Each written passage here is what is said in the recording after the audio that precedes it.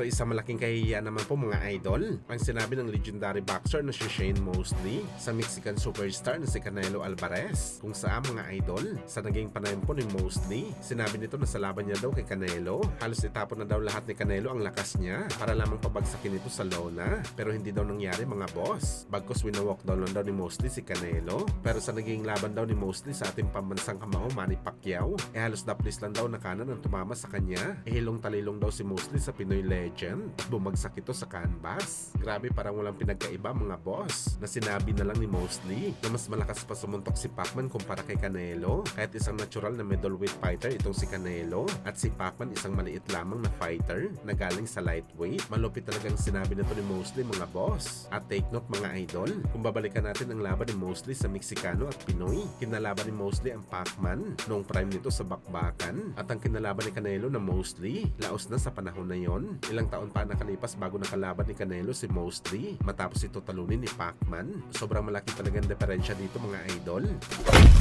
Samantala matapos nga po natin sinabi mga idol na posible talaga magharap si Pacman at Lomachenko sa exhibition fight sakali makagawanan ng comeback fight si Loma, kung saan mga idol malaki din ang tsansa na makalaban ni Lomachenko ang isa pa nating Pinoy boxer na si Mark Magsayo. Ayon kasi sa report mga boss, malaki daw ang tsansa na pumirma si Loma sa PBC para sa laban nito kay Tank Davis, o di kaya posible kagatin ni Loma ang malaking offer ng Sopa Boxing. At matik mga boss, kapag nakapasok na si Loma sa Sopa Boxing, magkadibisyon na po sila ni Magnifico. Imposible naman kasi mga boss na maging welterweight fighter itong si Loma dahil natural nito na timbang lightweight kagaya ni Magsayo sa 130 pounds. Grabe, hindi natin na-imagine mga boss kung makalaban ni Loma si Magsayo. Matinding mugbugan to mga idol sakali mangyari. Aminado naman tayo mga boss na talagang talented na fighter si Loma, pero dahil may edad na ito mga idol at ipalaban mo sa bangis na meron si Magsayo sa bakbakan, talagang meron paglalagyan ng 3 division champion kalaban ng Pinoy.